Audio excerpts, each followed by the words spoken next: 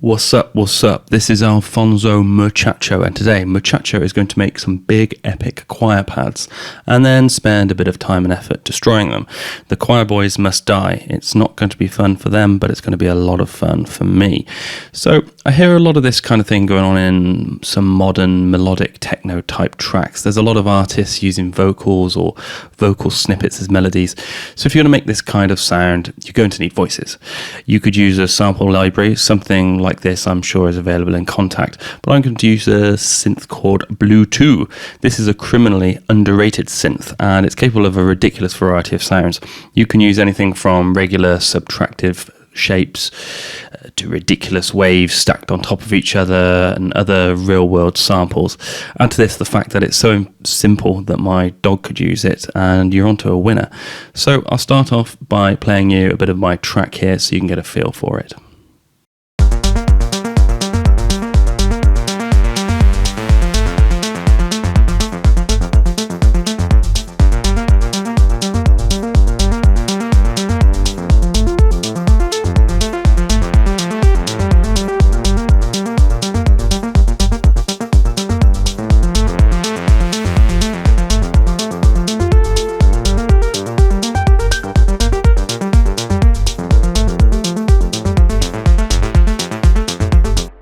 Pretty melodic as it is.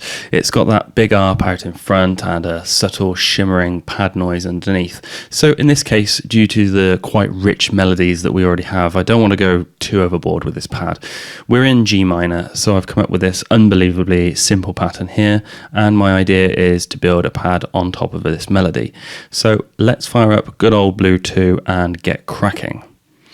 Okay, first things first, over here you'll see the drop down menu with, quite frankly, an astonishing amount of waveforms and shapes.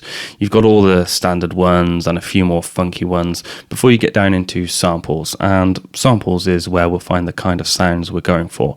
So which one do we want to go for? I've no idea, but Vox R sounds like a good place to start. Let's give that a try.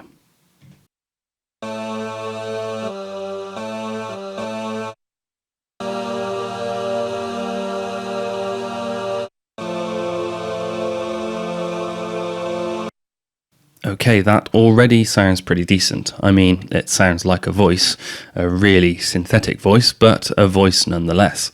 To get this to sound a bit more like a real choir, we're going to have to get layering. By stacking a few of these different samples on top of each other, we're going to get some thickness and also some depth, so it won't sound as artificial as it does right now. So let's grab another sound and add it in. So what would sound good with an R? I'm thinking let's go for an ooh.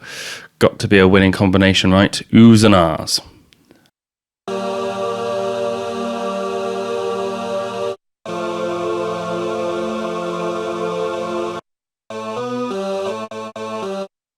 Right, that's getting a bit better. The ooh is sitting on top of the R.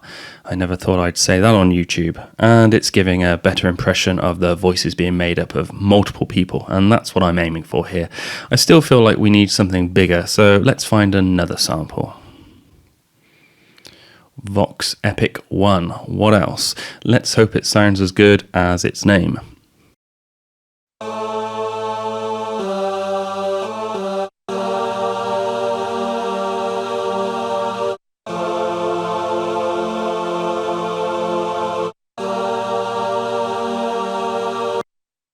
Nice, really nice. That's given it a female sound and it's got that kind of cinematic feel to it.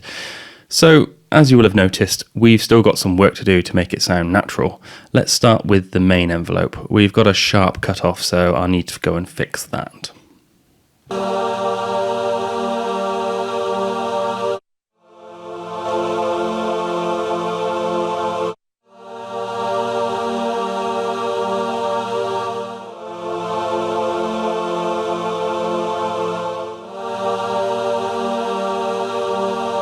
Pretty easy. I've added a really big long release time and done kind of the same with the attack. This smooths off any jarring volume changes and makes it sound a bit more human.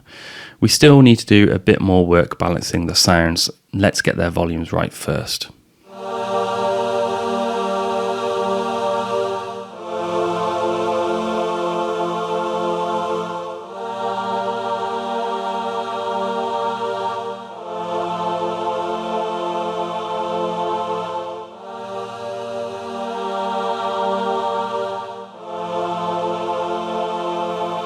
better. We're getting a really nice sound now. I wanted to emphasize the epic sound at the end, so I've brought the other two down a bit.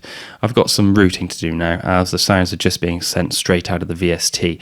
I want to route them through the filter in case I want to tame the high end at any point.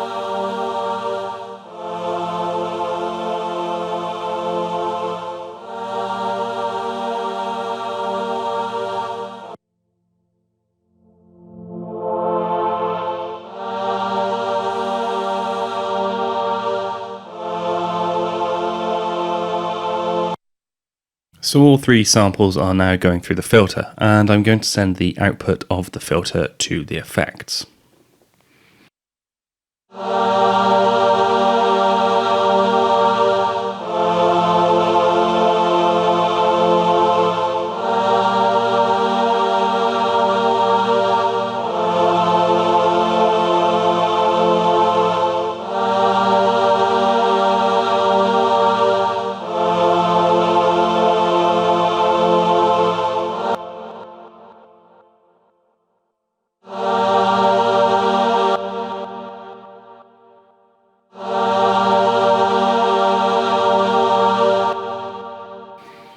Okay, I've gone quite hard on the stereo delay there, but I don't feel much more is needed. Let's take a listen to our pad in the context of the rest of our track.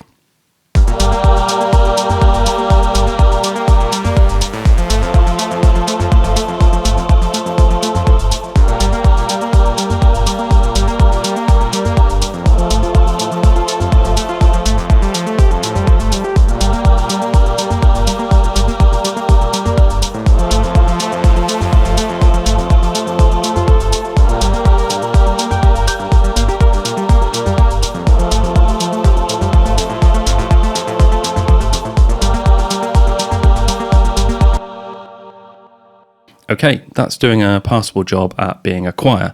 I'd probably blend this in a lot lower in the mix, but I've got the volume cranked up just a bit so we can hear it. Now I'm going to drop my favourite effect plugin Tantra on it and get it all chopped up. So here is a preset I've got saved. Take a listen to the voice running through it.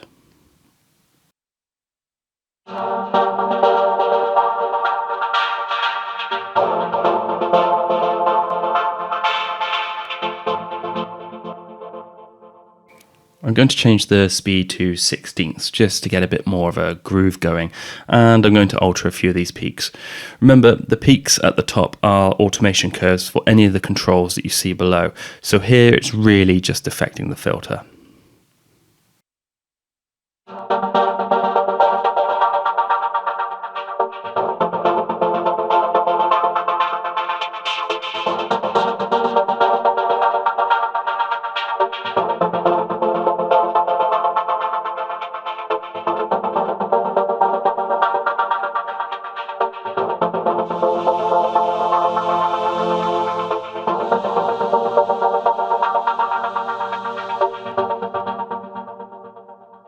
Okay, I didn't need to change much there.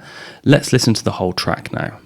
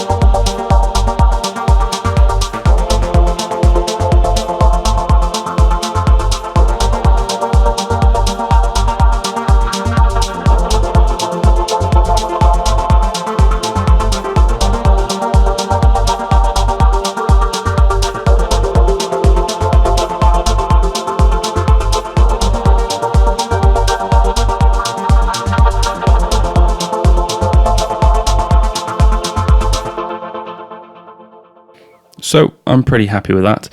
I like adding vocal sounds like this as it gives something extra to the tracks. I think we're so used to hearing synth sounds as melodies that when you hear a vocal sound as a pad or a lead, it sounds a bit different and can be a lot more interesting than just another saw wave running through a reverb.